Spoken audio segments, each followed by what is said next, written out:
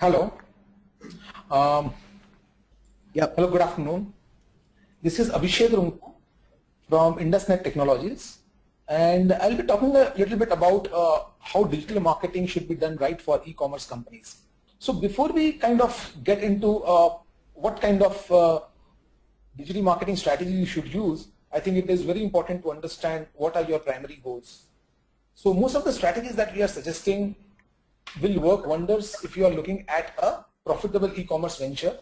So there are we have seen in recent times, there are e-commerce ventures which are also done for valuations.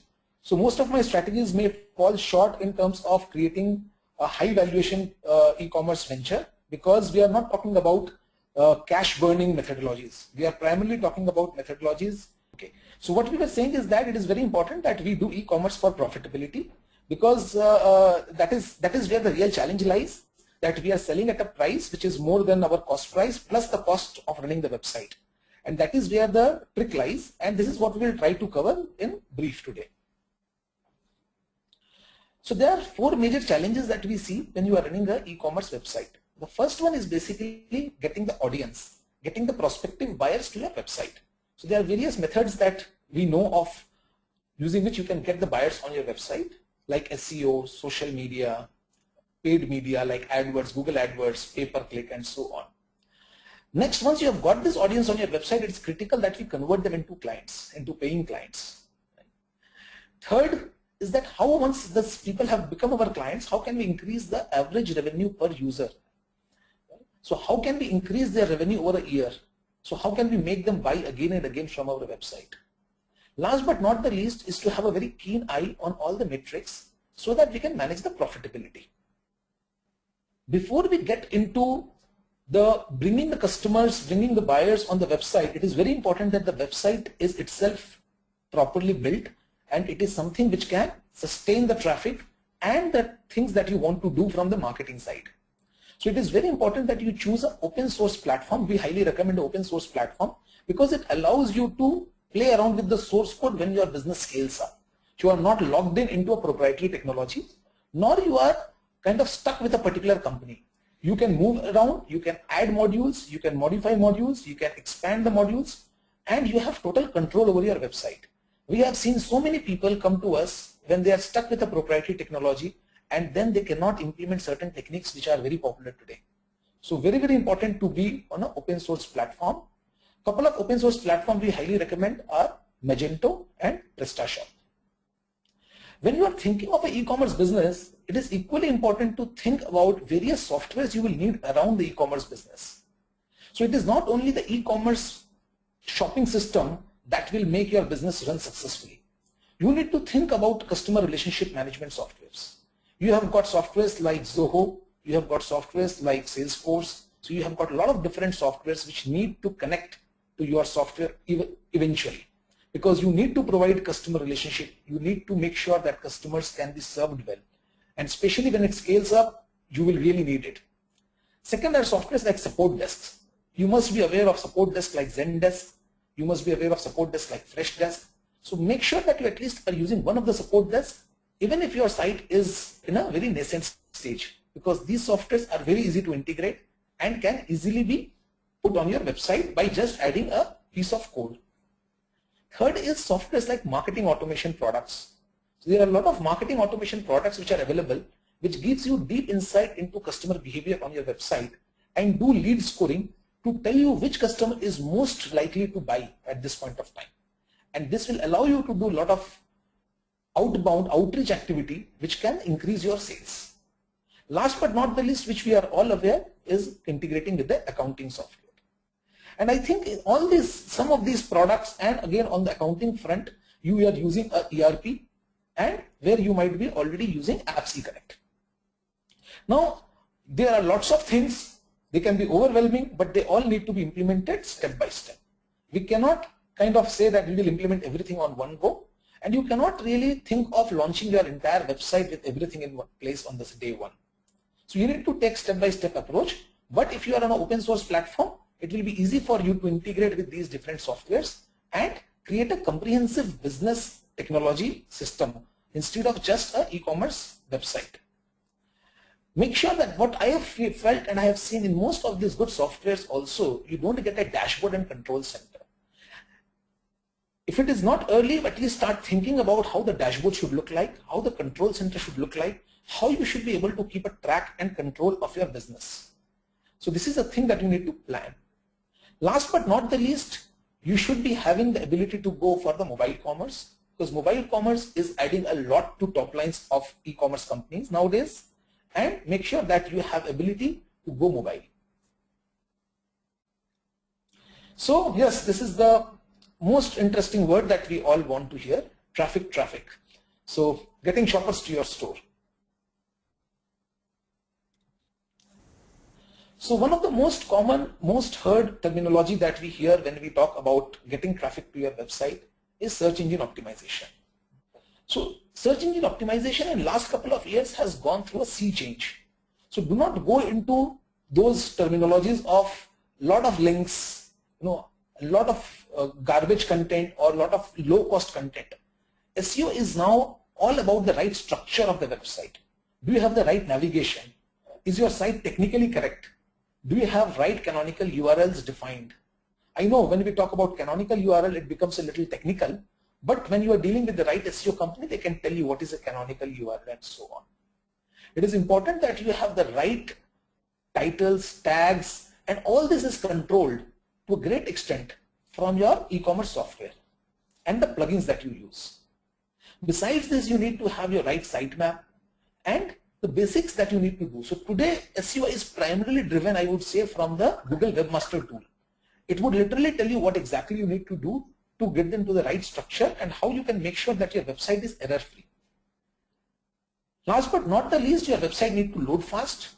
It must have a SSL certificate, because we have recently seen that just by putting SSL certificate, the site's ranking have jumped many-fold and have reached to the first 2-3 pages if the competitors are not using SSL certificates. So make sure that you have SSL certificates. Ensure you take action to improve the speed of the website. All these things are linked to the right structure. So I would say building a right technically correct website. Now we come to the two things for which Google have penalized hundreds and thousands of websites in last few years. Especially last 2 years have been very tough for search engine optimizers. These will be only generic sites. You also need to look for authority sites in your own vertical, in your own domain. So how can you basically get links from those sites? You can get links from those sites by creating very high quality content and syndicating that content on those websites. What kind of content that you are creating will get you on those websites? So primarily there are 3 kinds of content which basically get shared or republished most often. Number 1, something which has got a lot of knowledge. Something which basically makes a person feel that he will gain a lot of knowledge and he will learn a lot from reading that material. And that has to be something that he can consume and absorb. Because just for the sake of reading, people are no more interested in reading a lot of content, because it is a time of information overload. So how can you make that content such that it is easy to digest and apply in business? Second is the content type that gets shared most is, believe it or not, which has got a lot of humor. Because we all want that dose of humor every day in our life. So how can we create content that makes a person, emotionally connect to it? So humor is an emotional connect point, and that kind of a content will get more automated linking coming to you. Third is basically if a person is linked to your brand, which is a very rare case. So if someone loves your brand, he might link to you. There is another way that you can also get a lot of authority links, is basically to write as a guest blogger in some other website. So we are not talking about just plain simple guest blogging where we are doing this guest blogging just to get few links. We are talking about going and reaching out to very specialized bloggers who are actually considered as authority in this subject and ask them to review you. Some of them may charge you a fee, some of them may do it for free if you have something very interesting to say. And you may also become an authority blogger in one of the sites which is relevant to your industry. So I know of a company which is basically into taxation, and they approached a site which is mostly into financial knowledge, financial information. It's like Wall Street Journal's kind of a website. And he started writing content for them about taxation. and he became a permanent author on that website, and these links have helped him rank very, very high. So I would highly recommend that you look at such opportunities. Last but not the least is quality content. So nowadays content has come in three shapes.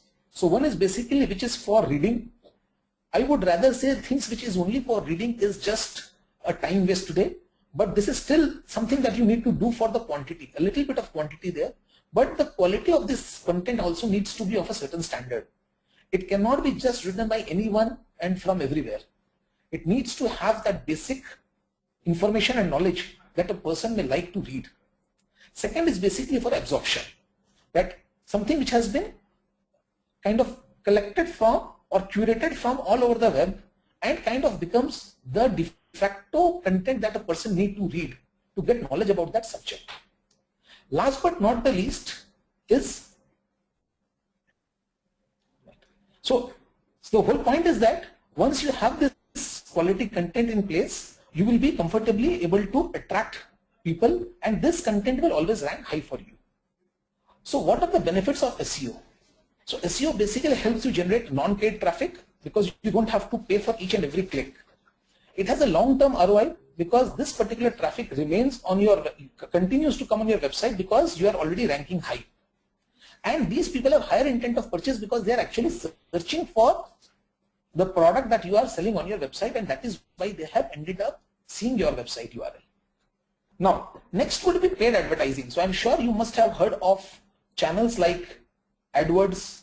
In recent time, we have also got Bing becoming a little popular, and if you have not known, it is a very important product that is there in the market called AdRoll. We will talk a little bit more about AdRoll, but first let's talk about how this paid advertising works. So in paid advertising, the biggest challenge is that you have to pay for each and every click that comes to your website. Now the whole game is that how can we increase the conversion rate of these highly targeted people who are coming to our website through these paid channels. The advantage is that we can actually make this person land to a page that we decide him to land on. So we can actually design these pages so nicely and so crisp that we can have a very low friction. What do I mean by low friction? By low friction, I mean that when a person lands, we can get him to do some activity on our page. He can kind of interact with us or do the most desired action. So in a shopping site, the most desired action generally is to make a person buy a product. But think about it, if a person comes to a website and he is in two minds about buying that product, or he might just be researching, how do you get him to connect with you?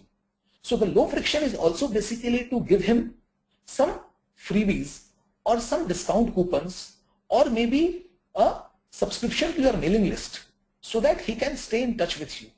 Because unless he can stay in touch with you, you will have problems selling to him. And when a person subscribes to your mailing list, or when a person downloads a discount coupon which you are giving for a limited period of time, literally he has nothing to pay you. He is not the person who has to give out something. And that is why it is something which is very, very low in terms of friction for him, and he's happy to do that. Second is very important is to put attractive ads. A lot of times we see that the ads that people put are very plain and blunt. Think about it, a person only have a fraction of a second to really get attracted to a given ad.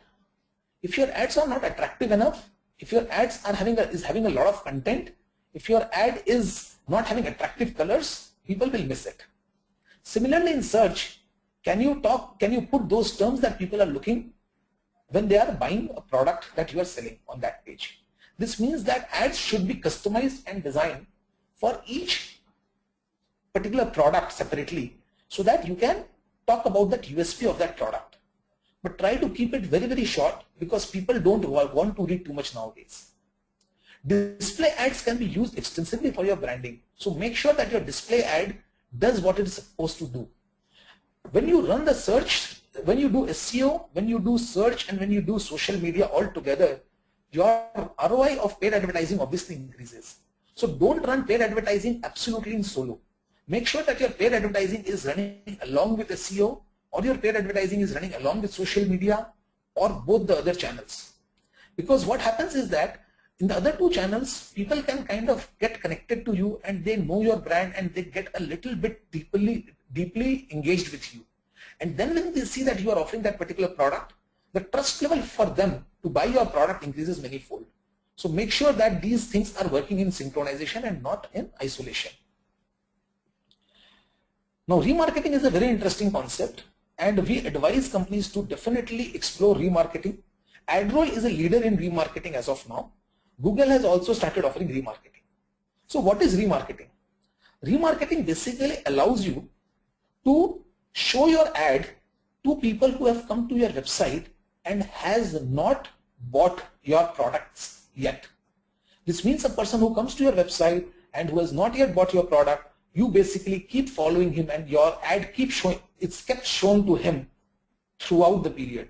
So for, let's say you decide that anyone who is coming to your website must be shown your ad wherever he goes on internet for, let's say, next 15 days. So you can set the remarketing for 15 days and kind of give him more interesting and attractive ads over these next 15 days, and wherever he goes, your ads will follow him. So it's very much like you are kind of stalking him and showing your ads again and again. This creates a deeper brand connect, and he feels that you are a trustworthy brand in the market and he remembers you. So a lot of time what happens, a person comes to your website, he might be in a research mode. He might not have yet made up his mind to buy the product. He might be comparing between multiple brands, but you want him to buy because you might be offering all the brands, or you might want to push your brand further. You know, if you're a single brand site, you want to push your brand ahead of other brands. So what you need to do is ensure that so once a person starts researching or about buying a laptop, he may buy a laptop in 15 days time. So make sure that your remarketing cookie is switched off in 15 days. Because if it is not switched off, your ad will continue to be shown to him and you will continue to spend money on that. So this is one important, interesting idea that you can implement, and you can save some investment in paid advertising. So paid advertising, the biggest benefit of paid advertising is that it is predictable, and hence you can actually put it in a process. So if you know that how much it costs to bring a guy on your website and how many people, what is the conversion rate on your website. So X number of people coming to your website results in Y number of orders. If you can basically put it into a formula, you then know what is your cost of sale of per product, each piece of product. And then you can also figure out that what is your total investment that you need to do in paid advertising and what will be your outcome. Most of the time, if your product value is low, if you are selling low cost items, you will actually be losing money when you get a client. So why do you need to do paid advertising? See, we are doing paid advertising in this case to primarily create a lifetime value, to understand the lifetime value of a client. Because a client may have a very quick small buy, but over a period of time he may buy multiple times. So it becomes very important that we continue to sell him. I will talk about it a little bit later in my presentation, but it is important, even if it's a low value product, it's important to get a customer, but at what price, that is what we need to understand and discuss, because the price at what we need to get this customer should be much lesser than the lifetime value of the client. The advantage of paid advertising is obviously it is a very fast go-to market. So if you are launching your website today, from tomorrow you can start acquiring clients. And last but not the least, paid advertising gives you excellent forum for branding. People can see your logo, people can see your advertising, they can relate to your brand, they can connect with you, and over a period of time they start trusting you. So paid advertising has got a long-term benefit out there. Coming to social media. So in social media, again, it's a three-step process: acquire, engage, and convert. When we talk about acquiring social media followers, it's a very big challenge. A lot of people think that if they launch a social media channel with their company's brand, people will flock. But that does not happen, because people are hardly interested in a company's brand. So when we talk about a local brand, let's say XYZ Corp, people do not have enough motivation to like or follow XYZ Corp, because somewhere in their mind, as all human beings, we do not like anything which is commercial or which shows a commercial intent, because anything which shows a commercial intent somewhere makes us feel that it will cost us money. At the end of the day, if it is going to cost us money, we kind of try to refrain from that. And therefore, if you are trying to put a company's brand page to acquire social media followers, it can be not very useful. What you can do in this case is basically think about a social objective that you relate to. So your social objective can be happiness. Your social objective can be, if you are selling, let's say, kitchen appliances, your social objective can be cooking good food. If you are selling gardening products, your social objective can be gardening, just home gardening, not the gardening products. So what happens is people who are interested in gardening is your TG, and people who are interested in gardening products is also your TG. So people who will buy gardening products will have a deep interest in gardening, and if they see that there is an interesting page on gardening where they can see or they can receive a lot of knowledge and information, and they can improve their skill and knowledge in that subject, they will definitely like to follow that. So if you want to have viral followers, or if you want to have a lot of free followers, you definitely must look at a social objective rather than a pure brand based Facebook page or any of these social media tools. It is also very critical that you decide upfront which social media tools you are going to use. So you have got Facebook, you have got Twitter, you have got LinkedIn, you have got Flickr, you have got Instagram. For B2B, obviously you need to focus a lot more on LinkedIn. For B2C, obviously your focus will be far more on Facebook. If you are looking at a younger age generation, you should focus more on Instagram. So it is all depends on the demographic that you want to target, and based on that you need to choose your social media channels very wisely. Then we get into engaging these people into content and contests. So it is very important that we post content which kind of make them feel or they want to read and share. See, just a like has kind of lost its value, to be honest, because people like, and when they like this kind of try to make a statement, I have seen it and it's not bad. Instead of being good, people kind of start thinking it's not bad and I think I should like it. That's a tendency with lots of people. I'm not saying everyone, but lots of people. And therefore it's very difficult to understand why there's a lot of like in a particular post, but that post is not driving you business, or that post is not engaging people to share them. So sharing is something, which says that I love it and I want people whom I love to look at this. And that is where the real engagement starts. So I would rather say that real engagement starts when things get shared and when things get commented. So always try to put social media posts which basically have an open-ended communication. This means that other people can start talking. Other people can start giving their views on that. Because even to get a view, we need to kind of initiate a call to action. We need to tell them that why don't you tell us what is your view on this subject. So this is very critical and it must be included in the posts. Once you are engaging people on a regular basis, you can also bring in contests and so on and see at the level in which they are engaged, and you can also crowdsource a lot of things from social media. Again, our presentation today is obviously of a limited duration, so we cannot go on about social media in very depth, high level of depth, but what you need to understand is that content and contest is something that you have to regularly do to make people engaged with you. At the end of the day, you can also use social media from time to time, which should not be overly done, is to put your offers and to put links to your e-commerce platform. Obviously, there is a social commerce which is picking up, where Facebook do not even want people to leave their site. They want people to actually make the buying on the website itself, on Facebook itself. So you must take advantage of that. It's not technically a very challenging thing to do, but it's an interesting thing that you should do. So benefits of social media is that you need to stay in touch with your people whom you are bringing on your website. You get advocacy done. If you are able to connect with your audience very well, people will start talking good about you. If you have clients on your social media follower list, they will say good things about you if they are happy with your product. Unfortunately, if they are not happy, they will also say bad things, and that is you have to manage. You have to kind of what we call is reputation management, which you need to do online at that point of time. But you can't avoid it, because if you do not give them a place to vent out their frustration on your website, they will go on some other website and vent their frustration. And at the end of the day, you will be the loser. So make sure that even if people are saying negative, let them come to your website, let them talk about it, and you should try to answer it in as nicer way as possible and kind of resolve that situation as much as you can. And obviously you can get viral because social media is the medium compared to all the other mediums that we are talking about, where you can actually have a viral effect if your content connects emotionally to people.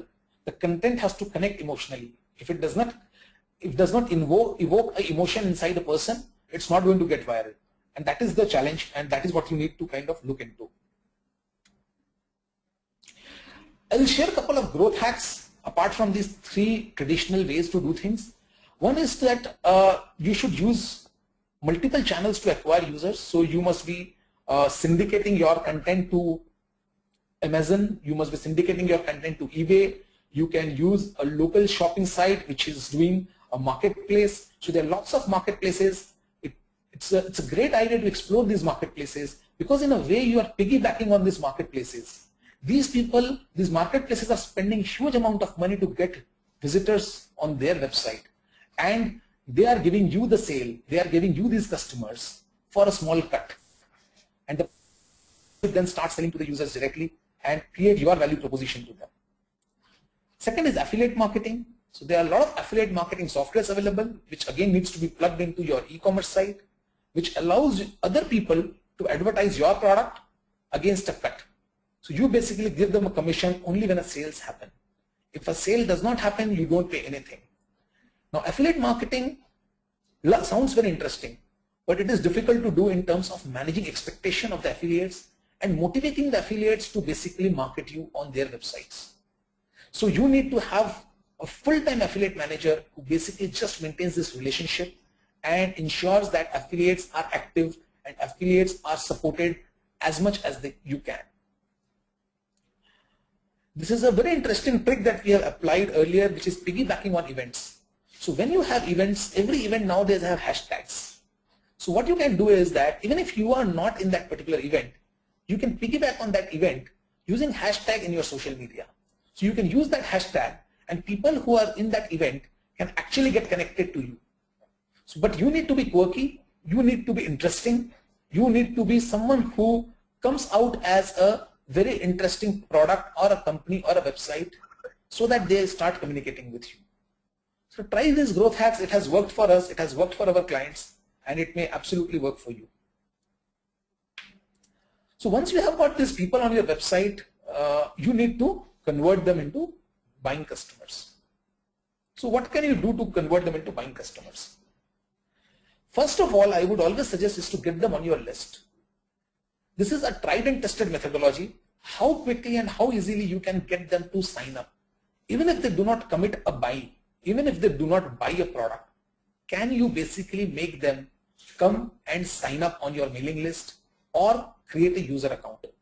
So companies basically offer discount coupons, they offer referral plans, they offer free gifts to get people just on the list.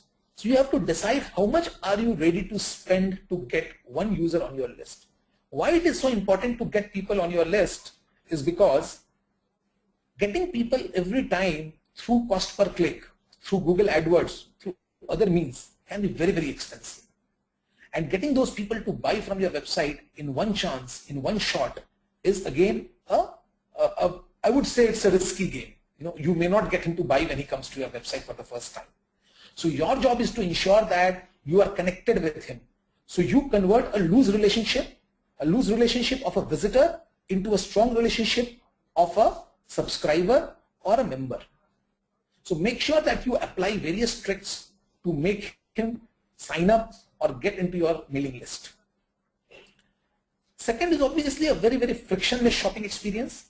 As less number of steps as possible for him to buy a product, check out and come out of the site, because they are not on your website to keep looking at different products. Obviously, if they are in a mood to look at different products, they will look at it. But when they are shopping, their primary objective is to complete the transaction ASAP. So how can you help them in completing that transaction? Don't ask them to fill long forms. Don't ask them too many questions. Get them through the form as soon as possible, and then you can basically get those questions answered. So I remember experience of a company which used to give tailored shirts. So they used to take a lot of specification of tailoring before the guys checks out. And a lot of time, a person gets too bogged down with those questions on the website and they used to drop out. So we suggested that once a person actually completes his shopping, then we send him an email which basically pushes him to a page where he can put in his tailoring specification, and also have a chat where he can ask questions that he needs to ask to basically complete the tailoring specification. So, but on the shopping time, do not distract him, do not give him other options, do not give him an option to opt out. He should complete the transaction. That should be your goal number one. Provide chat support if possible, so that people can actually chat with someone live, so that if they have any kind of a concern in their mind, they can get it clarified. The last but not the least in terms of getting the most out of your visitors is that you need to test, and test. So there is no ultimate truth when it comes to conversion. So there are hundreds of ideas, hundreds of things that you need to test. It can be the color of your add to cart button. It can be the positioning of your checkout button. It can be the description. It can be the color of the products. It can be the shape of the products. We have seen that in certain cases, when we are showing multiple photographs of the same product, people drop out because they find it very difficult or cumbersome to kind of see all the products. They think that they need to see that. So this is certain cases that you can see these experiences. So you can kind of record the screen to see how people react on your website. And second is you can use tools, A/B testing tools, which basically tells you which kind of correction, which kind of change on your website is giving you better result. So you make a control version which according to you is the best version, and then you start making small changes. You start playing around with the description, you start playing around with the product name, you start changing the price. In fact, if you want, you can change a lot of different things and see what do people like and when do people buy and what gives you better ROI. Whatever gives you better ROI, you make that a control version and then you again test. So this testing, continuous testing, we call it conversion rate optimization. This is something that you need to continuously do. There is no end to it. So once you have got these customers who have made the first buy or who may have signed up, it is very important that we sell them more. If we can't sell them more, in a lot of cases, your customer acquisition cost will not be justified because your product may be of low cost. So you must have a proper strategy, a proper plan of engaging your audience on email, SMS, and social media.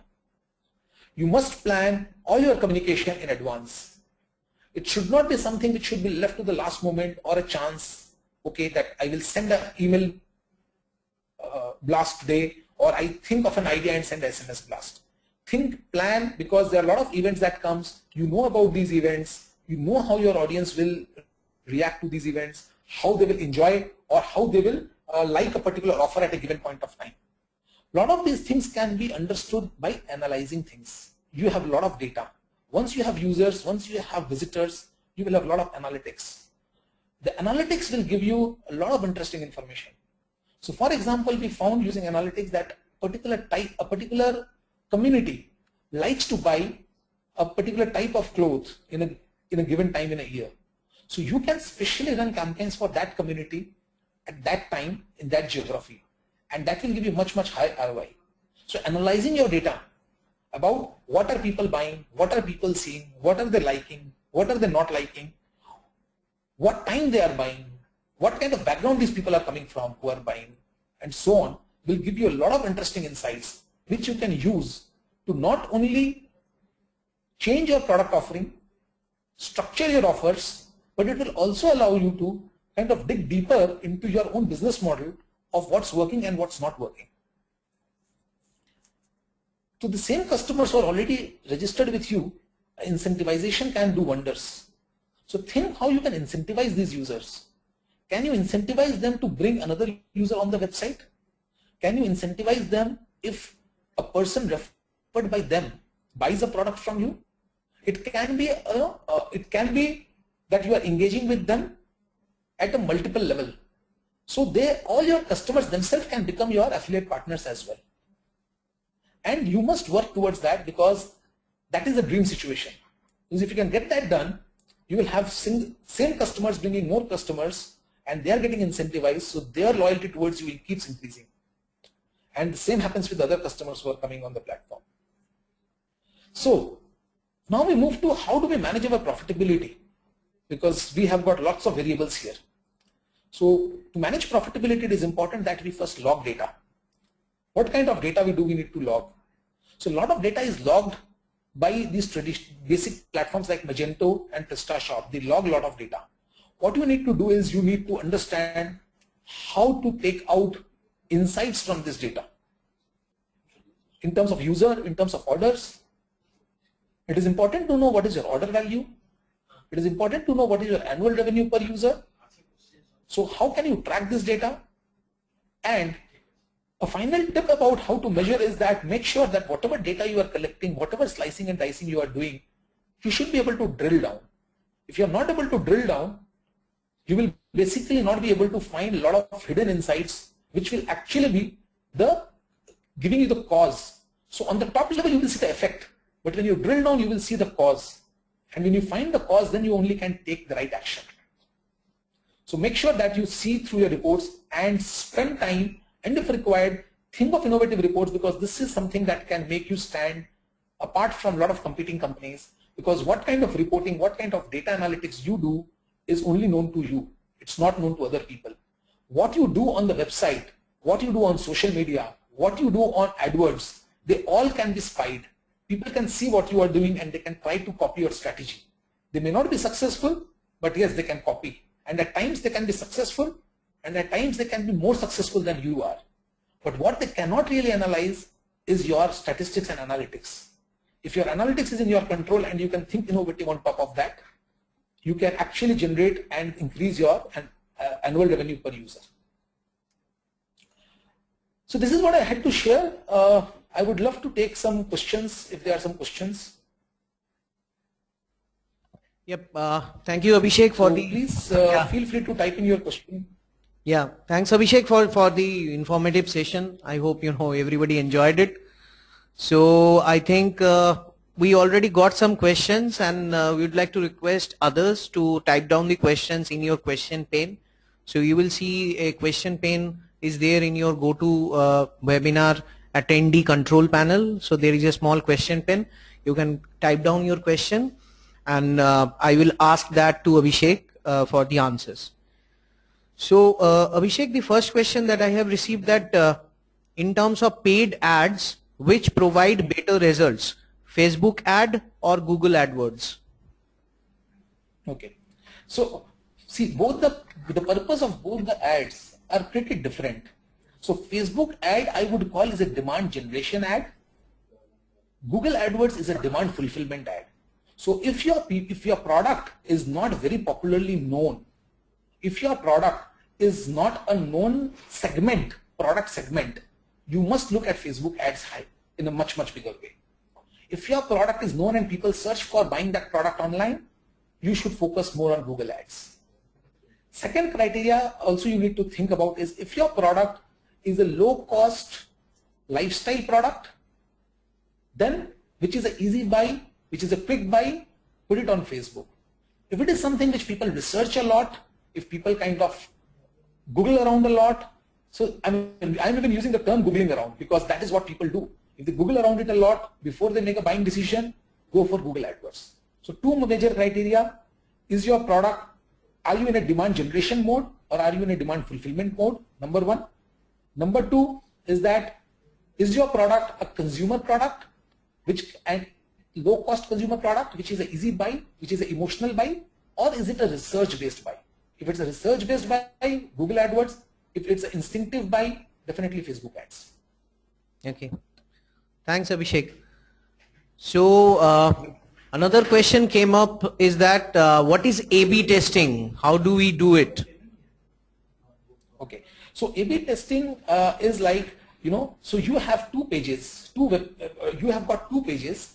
On one page, you have got a blue, I'm just giving you an example. You have got a blue add to cart button. On the other page, you have a red add to cart button. As human beings, we have got a subconscious mind. And our subconscious mind is exactly what drives most of our decisions, which we do instinctively. So what we are trying to do is understand what kind of subconscious mind, how the subconscious mind drives a user. So if more people, if the page which has got a blue button gives you more business, then you should change the color of that button to blue. And then this becomes your control version. Control version means the best version. And then who says that making it green may not give you better result? Maybe it can.